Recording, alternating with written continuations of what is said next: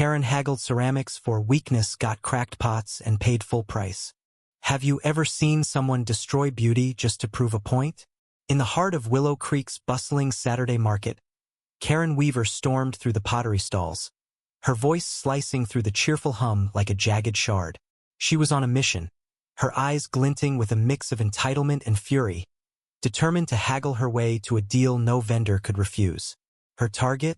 A small, weathered stall run by Mia, a young ceramicist whose delicate vases and hand-painted bowls gleamed under the morning sun. Karen zeroed in, clutching her purse, ready to dominate.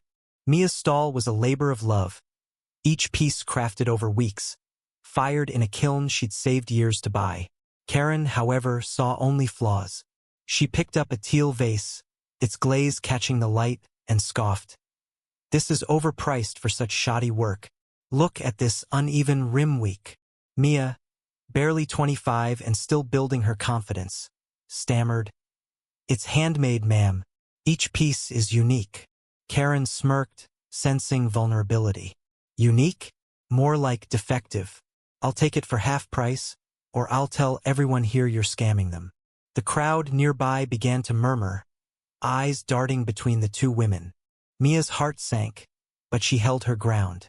"I can't do half. I spent weeks on that vase." Karen's face reddened, her voice rising. "You think you can rip me off?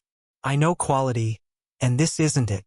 She slammed the vase down, the crack echoing like a gunshot.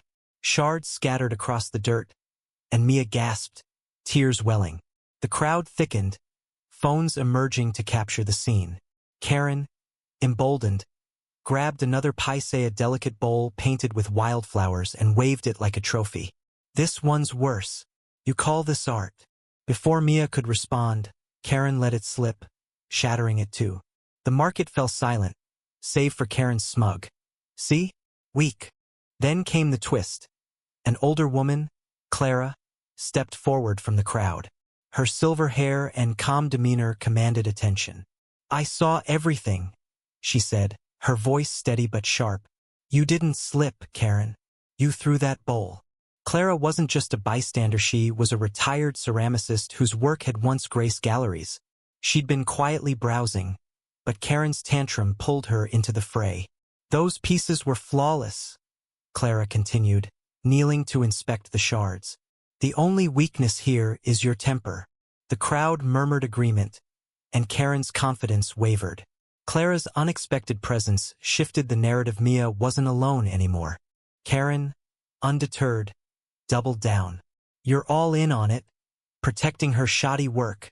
She turned to the growing crowd, demanding support. "Who else thinks this stall's a ripoff?" Silence. Then a teenage boy, Tim, who'd been filming the whole ordeal, piped up. "Lady, you broke her stuff on purpose. I got it all on video." He held up his phone, the screen replaying Karen's deliberate toss of the bowl. Gasps rippled through the crowd. Karen's face drained of color, but she wasn't done.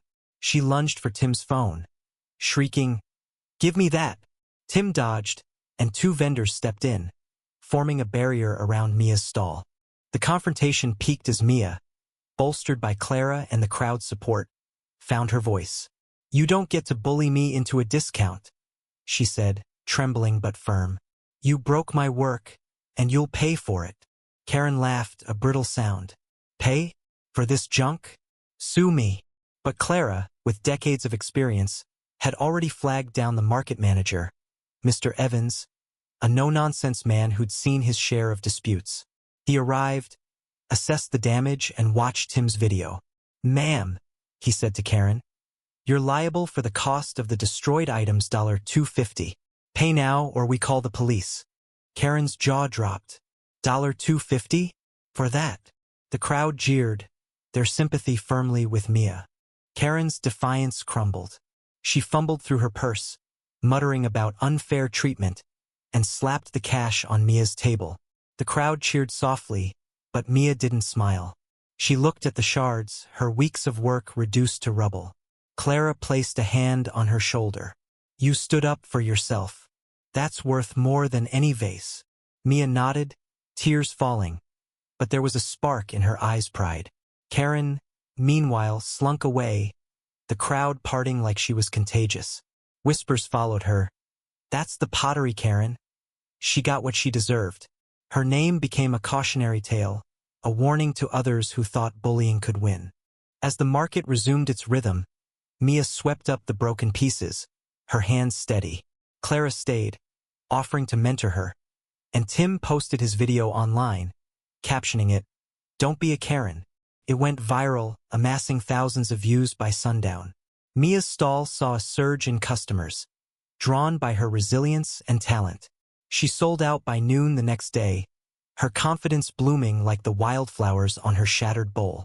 Karen, meanwhile, faced her own reckoning. Her social circle shrank as the video spread. Her reputation cracked like the pots she destroyed. In the end, Willow Creek's market taught a lesson. Beauty, like courage, doesn't break under pressure. It shines brighter. Mia rebuilt, stronger, while Karen paid a price far steeper than $250. Her pride, her dignity, and her place in a community that valued creation over destruction. What do you think? Did Karen get what she deserved, or should Mia have let it go? Share your thoughts.